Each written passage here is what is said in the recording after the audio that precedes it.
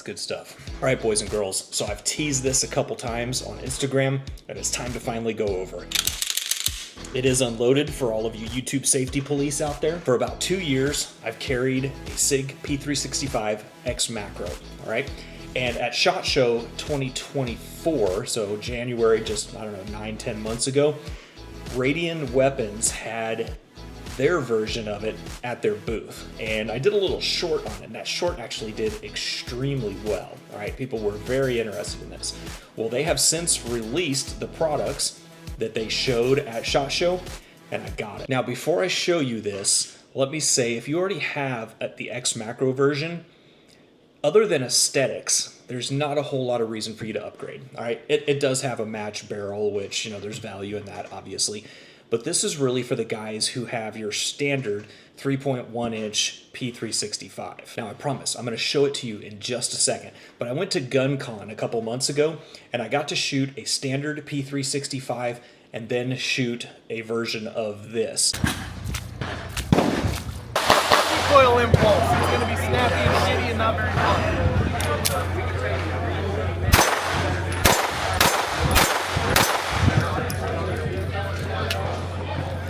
Change your life. Promises, promises. Bold. Oh. Much different. Reaction. All right, so it's the question you were asking. Is it going to make a difference? You'll feel the difference between that and this, 100%.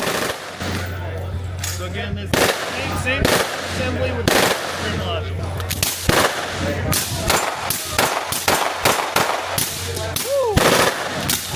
And the reduction in recoil on this versus that standard P365 was significant. Until then, I had never shot a standard P365, right? But with that comped barrel, the muzzle flip was noticeably reduced. Now, I liked this so much that I actually went out and bought my own P365 and the tan XMACRO grip so that I could recreate what I had seen at SHOT Show. So this is my Radian Weapons version of the P365. There you can see is the ramjet and afterburner barrel and comp combo. Right there is their aftermarket backstrap and their magwell combo. So it has a flared magwell that integrates seamlessly with the new backstrap. And last but not least is that True 17 base plate. Now, they call it the True 17 because it is just ever so slightly deeper than a standard base plate for your magazine, and it makes it a little bit easier to get that last 17th round in there, all right? So if you've ever struggled trying to pound that last round in there, get you that little bit deeper magwell, makes all the difference. Now, the backstrap and magwell were available early, all right? And I did upgrade my XMACRO to include these. So if you already have an XMACRO and you don't want to do what I'm going to show you on the top side here, you can still get the backstrap and the flared magwell. This Coyote frame is available on the SIG website. I can't post a link in the description below due to our communist friends at YouTube, but go to the SIG website and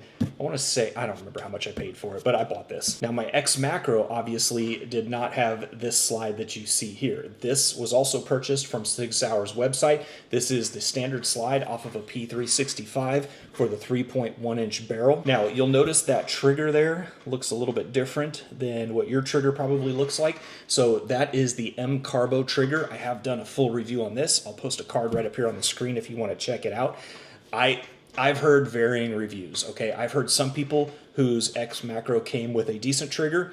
Mine, and I've heard people who had really bad triggers in theirs. Mine was definitely the latter. Even when I bought it, the guy handed it to me at the gun shop, and I made sure it was clear, and I went through that trigger, and I remember looking up at the guy and go, man, that's a horrible trigger. So it was really super spongy. If your trigger is horrible and you want to upgrade it, M-Carbo is the way to go.